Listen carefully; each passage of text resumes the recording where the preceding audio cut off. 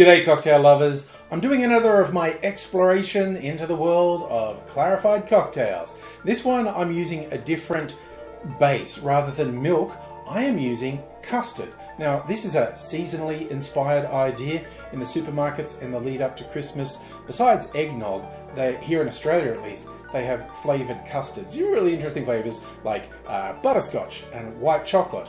And in news that will upset true chocolate aficionados everywhere, my favourite type of chocolate is white chocolate. I can already hear the voices. Oh, it's not real chocolate. Shut up, it's really yummy. Given that this custard is dairy based, I was going, this should be able to work. I know I've been to a venue where they did a clarified cocktail and they used creme fraiche rather than milk, and that was really tasty, and it gave a really nice mouthfeel and flavour. So I thought, white chocolate custard, I am going to make a clarified cocktail with white chocolate custard. Brief background on clarified cocktails. What you need is a cocktail with an acidic element and you add it to something with fat content.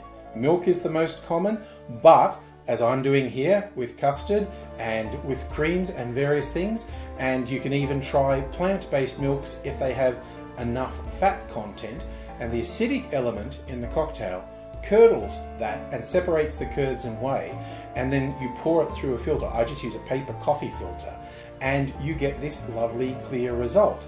It changes both the colour, the mouthfeel, the viscosity of the drink, and very significantly changes the flavours. I have run across people who go, but why would you do that? It's like not going to taste like the spirits. You're taking away all the intensity of the spirits. It's like, that is the same argument of people who are saying they don't like you using good spirits in a cocktail. You're wasting it. Like, no, if you enjoy the drink, you're not wasting it. And with regards to milk punch, milk clarified cocktails, the clarification process generally, people have been doing it for more than 400 years. So I think there might be something to it.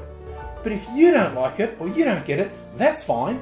Jog on, don't be a pain. For the cocktail side of this experiment, I kept it fairly simple.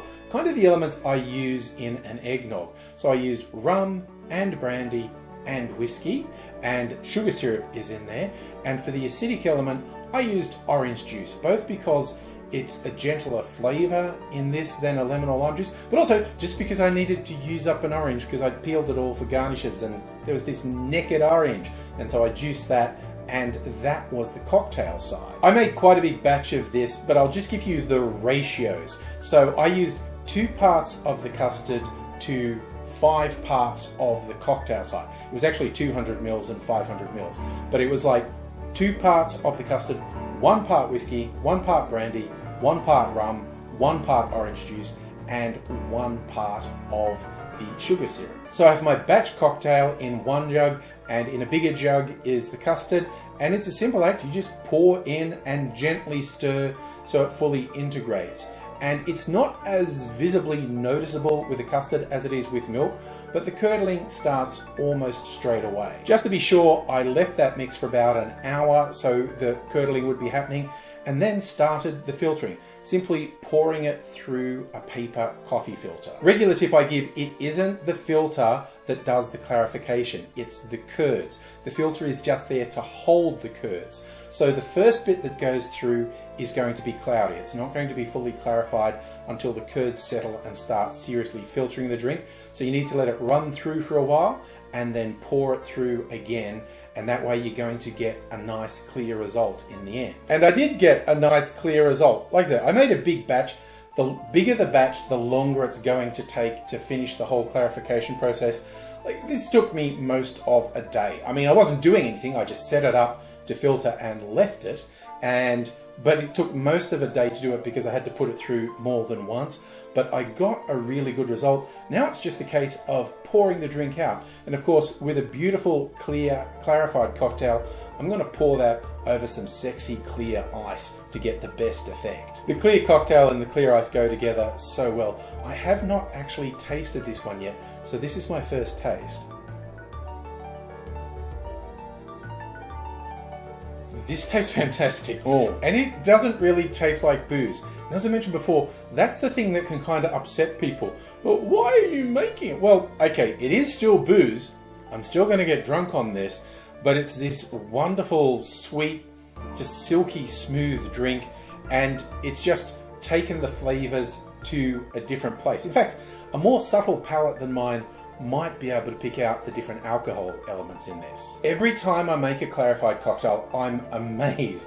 Like, it's usually an opaque and even sludgy mess when you first do it, and then you do the clarification, and it's this beautiful, clear result. I just think it looks great. It tastes great, it's really interesting, and I think whether it's for yourself or for some friends, it's a pretty impressive thing to do. It isn't difficult, it is a little time consuming, but it isn't difficult. So if you want to try something like this, plan it a couple of days before you want to drink it, just to be sure you've got enough time to get it all together. And honestly, I definitely think it's worth it. I always enjoy the clarified cocktails. I tend to make them a bit different each time, so it's a real exploration. This custard has really come through much more than milk does. So this is like a desserty drink. It's a really boozy, desserty drink.